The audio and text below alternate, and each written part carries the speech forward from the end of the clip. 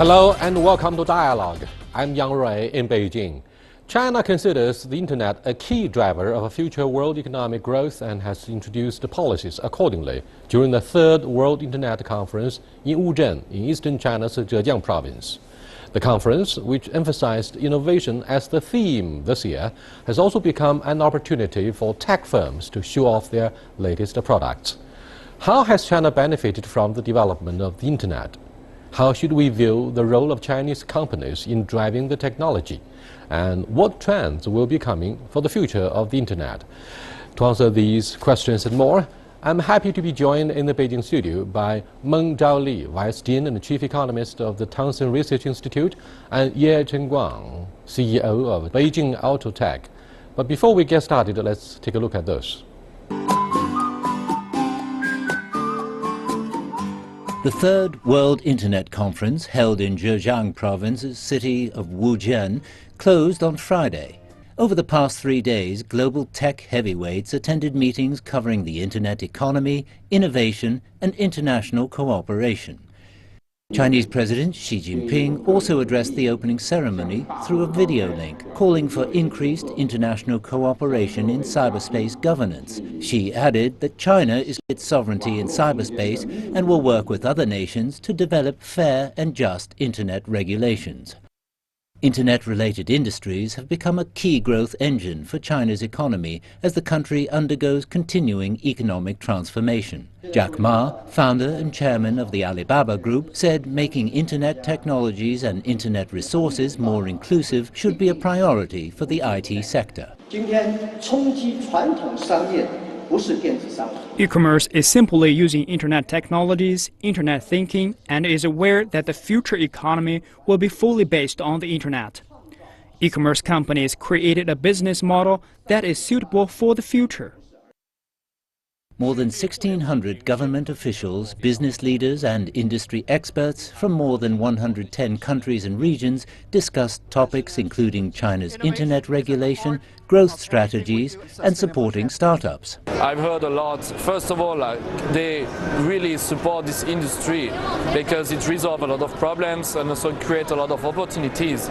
So as a foreign entrepreneur in China, I feel good because it's not easy to be an entrepreneur every day, but when you know the government is supporting, then you feel that more secure, or at least that you didn't choose wrong this industry. At the conference, one item on everyone's agenda was the booming growth of artificial intelligence as it continues to penetrate every aspect of business and daily life. The technology is growing at an unprecedented pace, and among many future changes will be the reshaping of the job market by replacing low-skilled workers.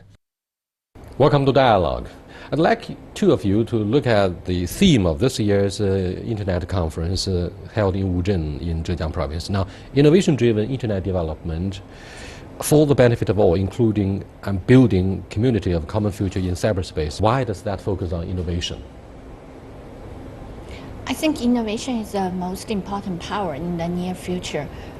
Let's say in the past 5 years or 10 years, why China's internet developed so fast. A lot of people say we are market driven because we have the we have the largest population and we have huge market to promote those internet companies to go ahead. But in the future 5 to 10 years, I believe technology driven will be the main driven force in almost every field, including internet companies. Innovation means urbanization or the promotion of service industry. Broadly speaking, what does innovation mean for the sustainability and resilience of the Chinese economy in the next stage? I thought it was innovations like we're Asian company, but we're Asian from Asian world to now. You see so many new kind of technology was invented and or promoted to now these days.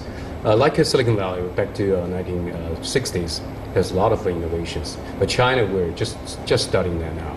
So I guess in these 10 years, like from 2000 to now, like 16 years, we have experienced so many things like innovations, like localization of WeChat, Alibaba. A lot of innovation companies come out. like us, we are entrepreneurs, but we still want to make something different. Like Israel companies, they are very good at make something different. So until now, it's 2016. We should have some more innovation skills and using new technologies. We don't want to do something same as the United States did. So in my opinion, innovation should be different. It should be good for people and make something benefit for people. We have a sizable population of netizens, up to 700 million. Yeah. That's a huge market, and science does matter for the rapid development of the internet industry. Having said this, what do you think of our competitive edge, technology-wise? Do you think it is still the Silicon Valley in California, in the United States, that will assume the absolute leadership instead of China? Yeah, I definitely believe that China have very good example in especially the applied innovation, and in some area we are the number one around the world. Let me give you an example. For instance, in the past 2 years, what we have done in the public service innovation, I think we can tell those kind of story to all the world, and all the world will be shocked by what we can do using just a mobile phone. Let's say within a WeChat account, and especially the smart city service in the WeChat account, you actually can get your doctor appointment, and you can process your traffic accident. In 2014, when Wuhan traffic police, they adopt the WeChat to process the traffic accident, and the people can get their insurance money back within 60 seconds. So they link all their system with WeChat and with the insurance company. So this is the fastest speed around the world. And in this year, 2016, all the other cities just modify the system. And right now in Guangzhou, you can process your traffic accident via WeChat, and you can get your money back within just 30 seconds. So this is I think in this kind of field, we already be the number one, and we have the applied innovation. We have very good example in applied innovation around the world. And there's no question about the leading Chinese entrepreneurship in the IT industry. However, here is something controversial. China is still called more of a copycat. If you look at the following facts, some have argued that China's internet-based service applications have always copied the ideas of similar overseas applications. For instance, WeChat is comparable to WhatsApp, Didi Taxi looks like Uber. However, others argue actually these Chinese versions are more practical, functional, and popular in China. What would you say about the localization of innovation, and how do you view the competitiveness of Chinese internet companies? Yeah, it's like 2,000 years. Like 2,000 years old, and I mean, a lot of new companies like Alibaba and WeChat copy the United States application, like what you just said, and these guys were tycoon companies now, BAT, Jingdong, Xiaomi, but Chinese company was doing very good at localization, making it functional, practical, like WeChat we did now, and Alibaba. But I was thinking about the same is just we also do something new, like Momo and other applications. It's more, more innovative, more in that, because we have a lot of human beings in China, and we want to do something practical. For example, that we're not only copy to China, we want to copy to India, like Indians Uber, Indians Alibaba, Flipmark. So it's not only that China copied to the US, but now, according to the policy, like apparently Keqiang, he said everybody should be creative and innovative. So like entrepreneurs, we're trying to find a difference. So that means we want to make something different and to be innovative, not only copy to. Can you guys be more specific about the so-called popularity and being more functional compared with the very advanced IT technology in the West. For example, the listing of Alibaba in the New York Stock Exchange, and with that leadership and leading by example, what do you think of the rise of e-commerce, the boom of such a huge industry in China? Is that the best example to illustrate and showcase our innovation based on the creativity of Silicon Valley in the United States? I think WeChat is the best example. WeChat? Yes. Let's see. Somebody said that copy is the best way to complement. If you are my model, I will copy you first. I try to be like you. Will that cause more of the IP debates, intellectual property? I don't think so. For the WeChat, it is actually totally new. Somebody just say the QQ is kind of like ICQ. In that area, we copy, we modify. And this is how we developed actually. We modify in very, very small steps every day.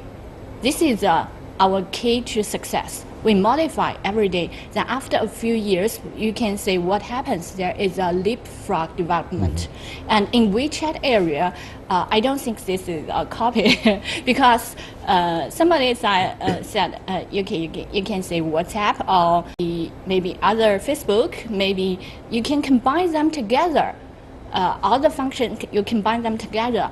It doesn't equal to what WeChat can do. And what WeChat can do is just, it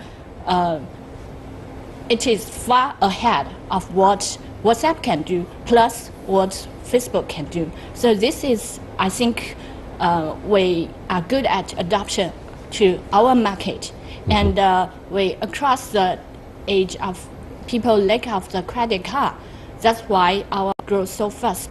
Then after we developed a really good mobile payment system, we can develop other system based on the mobile payment service. Like you call a DD taxi, like you call your lunchbox, something like that. I don't think other countries, their apps can realize the same function. Robin Li, president of Baidu, China's search engine, says the era of mobile internet is over. Now we herald the advent of artificial intelligence. Has he exaggerated the pace and velocity of artificial intelligence development in the Chinese IT industry? Well, that's his words. In a Wuzhen conference, he said the mobile internet era is over. But Alibaba, Martin said it's not. It's just the beginning because like Tencent, it's just the beginning. We have a huge population and we use kind of different application. It's just the time. And he said as well because Baidu's policy was focused on the artificial intelligence in the future because you use the data search engine, a lot of data things in the internet. What he only gonna do is just make it artificial more popular, can be used anywhere in China.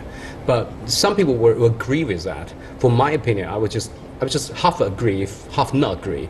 Agree as means we really hard for entrepreneurs like a startup company to make a wave in this area because it was all occupied by BAT things, And half doesn't agree. That means like India, they were 10 or 15 years later than theirs. I mean slow, very slower in the mobile because these people in India will also use the 2G area of a mobile phone.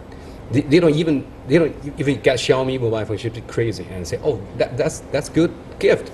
So I was half agree, half not agree. For China, I was thinking about the artificial will play a very important role. Maybe Robin was talking about the shrinking of the Chinese smartphone market, not talking about India or other emerging markets where they have a potentially far bigger population of netizens using the mobile phones. Do you agree? Actually, they said that mobile it might be the past. I cannot agree that because I think our future will be changed totally by technology. Let's say right now VR and then they know AI, especially for the VR. Let's say if the VR technology will be applied will be implemented in every area, then what happens today? Everybody have a mobile phone. We actually are locked by our mobile phone. But in the near future, maybe maybe everybody is locked by a glass. Then Yeah, you will we're doing implement glass. yeah, they already have glass. But maybe a VR glass, you have to wear that every day. Then at that age, you cannot say it's a mobile phone age. It will be maybe a glass And then age. another age, yeah. The instrument is likely to be diversified. Instead of only pinning our use on the smartphone itself, that could be the wristwatch, Yeah, the like glasses, rings the and- belt, yeah. Yes. whatever. Yes. The daily necessities would all be used fully by the very idea of big data. Yeah. So we can say the job of the mobile phone usage, maybe they will go to other market, but we can say all the apps will be changed and migrate to other platform. Thank you very much. You are watching Dialogue with Meng Zhaoli and Ye Chengguang. We are discussing the powerful messages that the Third World Internet Conference delivers from Wuzhen, a small city in eastern China's Zhejiang province, particularly the burgeoning public awareness about artificial intelligence. That's something we're going to discuss more when we come back. Please stay with us. Welcome back. Let's look at the issue of employment. Do you think that with the widespread use of artificial intelligence, more people will be made redundant? There will be more joblessness than the other way around?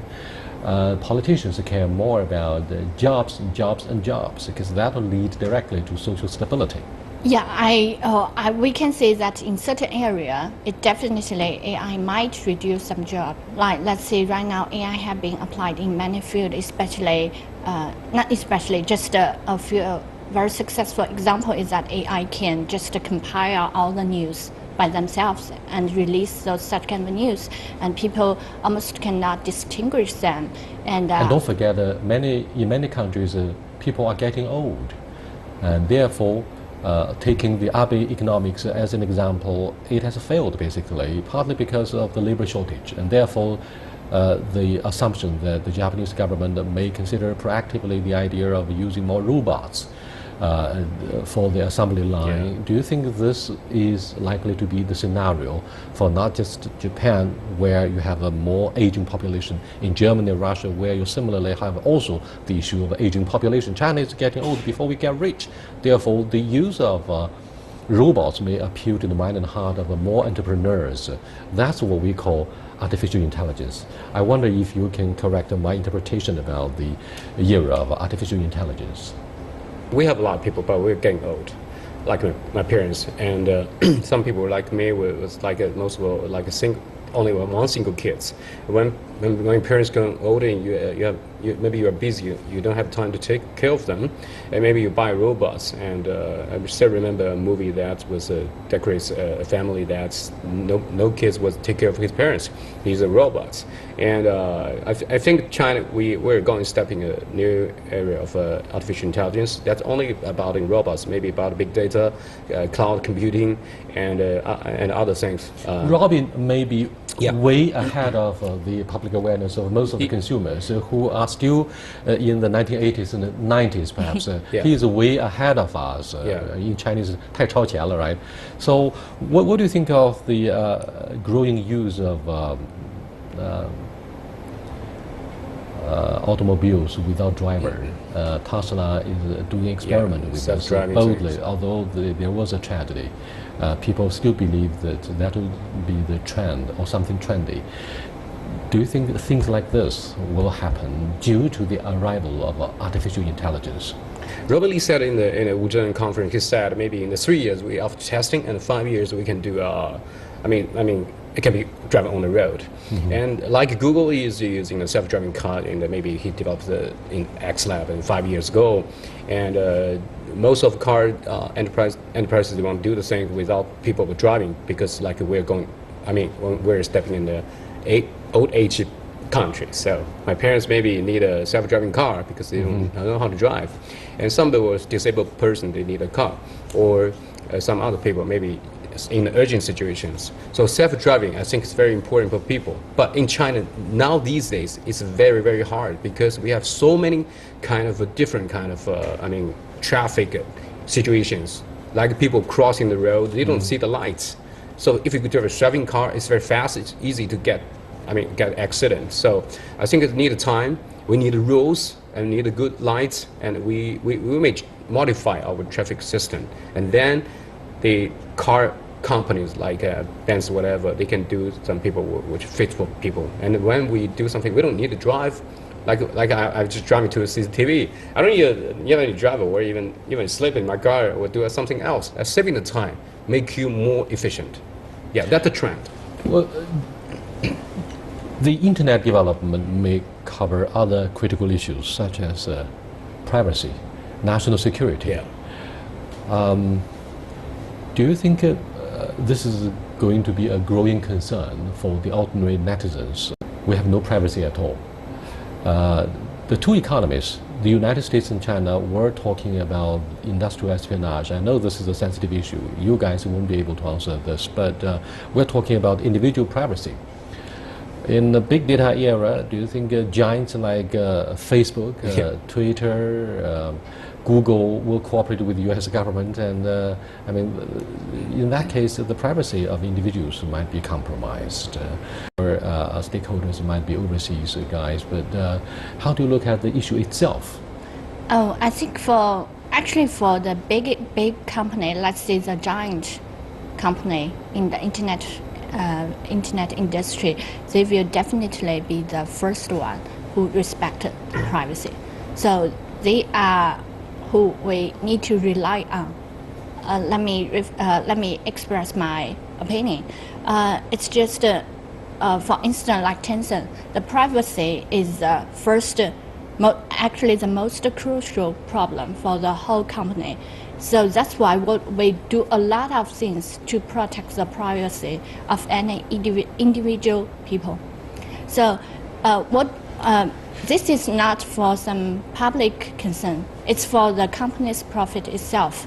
If there is any bad news there, then people won't trust you and won't use your... Credibility of Tencent is, of course, very important. That's the life of Tencent and reputation. However, despite the enormous efforts of a giant like Tencent to protect the individual privacy, the use of hardware may create more problems than a solution. For example, if you use an iPhone, then you're going to be exposed to more of the eavesdropping or oversight. If you use Huawei, that's going to be a different story.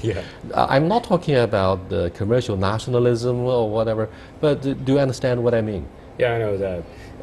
I still remember a story that maybe several months ago in USA that maybe a gun shooter, he has iPhone, the policeman wanted decode his pressing code.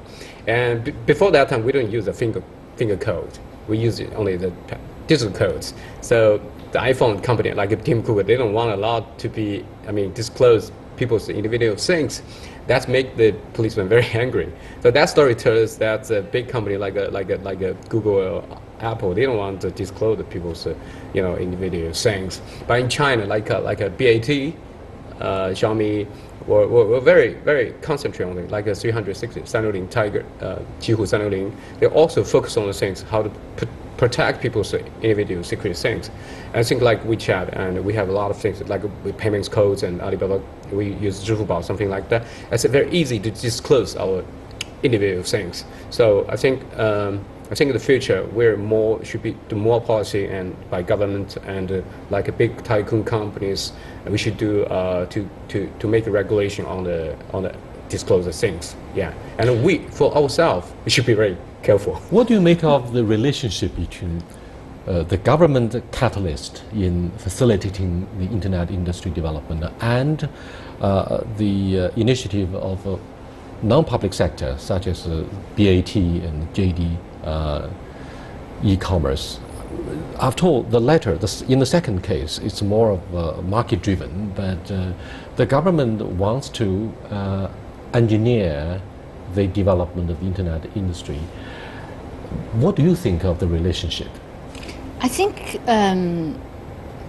government have something they need the BAT's help to do, and in these days, our cooperation will be more and more popular. And I think in some area, government need to rely on the big data especially at this age, that big data is very crucial for the public, for the government to do some public policy. And this is some area we can put together. Let's say we use large population data. We do not spy on any individual citizen. We just use the whole population. And let's say, for instance, I give you an example. We got an Eagle's Eyes project. Actually, this is a big data project, and we accumulate all the numbers who might do the telemarketing fraud.